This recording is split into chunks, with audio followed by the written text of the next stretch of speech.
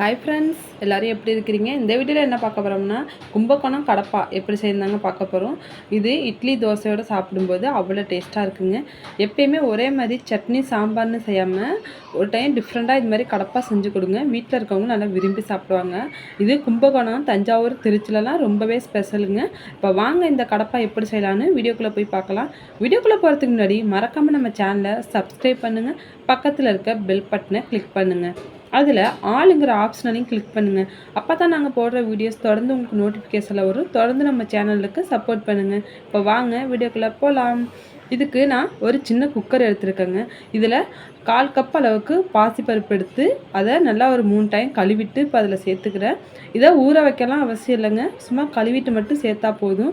இது கூடவே மீடியம் சைஸில் 3 உருளைக்கிழங்கு எடுத்து நல்லா சுத்தமாக கழுவிருக்குங்க. அதில் மண்ணெல்லாம் இல்லாமல் கழுவுன உருளைக்கிழங்க இது மாதிரி 2 கட் பண்ணிவிட்டு சேர்த்துக்கலாம். இப்போ கட் பண்ணி சேர்த்தாச்சுங்க. இது கூடவே இது முங்குற அளவுக்கு தண்ணி சேர்த்துக்கலாம். ஒரு 1/4 ஸ்பூன் அளவுக்கு மஞ்சத்தூள் சேர்த்துக்கலாம். இப்போ இது எல்லாத்தையுமே நல்லா கலந்து விட்டு இதில் ஒரு மூடி போட்டு ஒரு ஹை ஃப்ளேமில் வச்சு 3 விசில் விடலாம். 3 விசில் வைங்க, கரெக்டாக இருக்கும். நம்மளுக்கு பாசிப்பருப்பு உருளைக்கிழங்கெல்லாம் கரெக்டாக வெந்து வந்துடும். இப்போ 3 விசில் விட்டுடலாம். இது அப்படியே இருக்கட்டும்.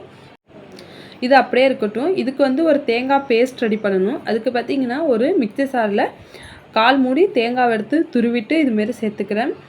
மெஷரிங் கப்பில் பார்த்திங்கன்னா 1/4 கப் அளவுக்கு தேங்காய் போட்டால் கரெக்டாக இருக்கும். இது கூடவே ஒரு 5 பல் பூண்டு சேர்த்துக்கலாம். பெரிய பல்லாக இருக்கிறதுனால நான் 5 பல் சேர்த்துக்கிறேன். ஒரு சின்ன துண்டு இஞ்சி, ஒரு 5 பச்சை மிளகாய். இதுக்கு பச்சை மிளகாவோட காரம் தான் இதில், அதனால உங்கள் காரத்துக்கு ஏற்ப நீங்கள் கூட்டவோ குறைச்சவோ சேர்த்துக்கலாம்.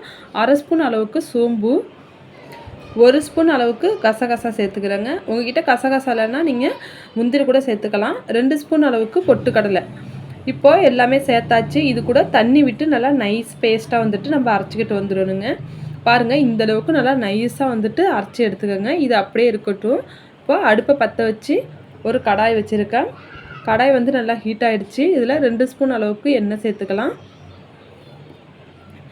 எண்ணெயும் நல்லா சூடாகிடுச்சுங்க.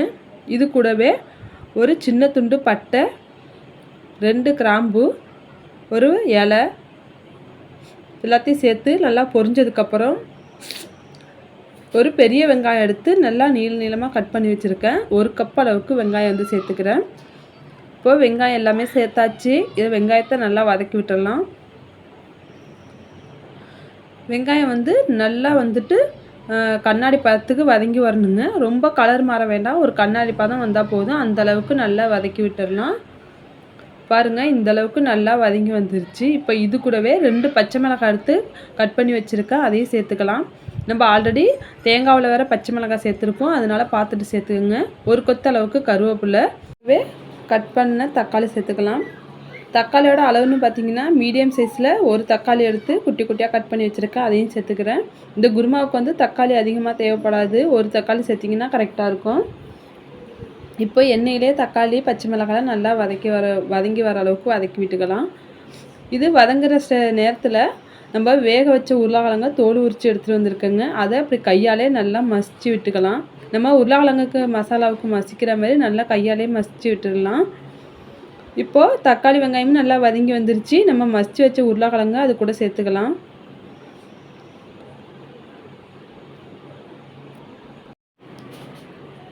இதை இந்த எண்ணெயிலேயே நம்ம தக்காளி வெங்காயத்து கூட இந்த உருளைக்கிழங்கையும் சேர்த்து நல்லா வதக்கி விடலாம்.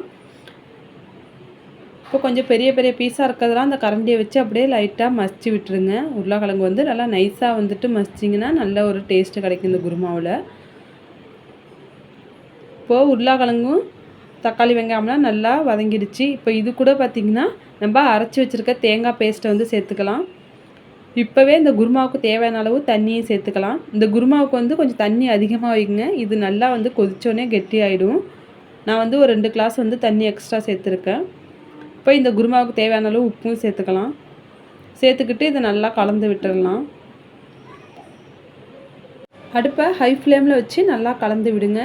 அது நல்லா லைட்டாக கொதித்து வரும். மேலே இப்படி முட்டையாக வரும். பாருங்கள், இதுமாரி வரப்போ நம்ம வேக வச்ச பாசிப்பருப்பை நல்லா கடைஞ்சிட்டு இதில் சேர்த்துக்கலாம்.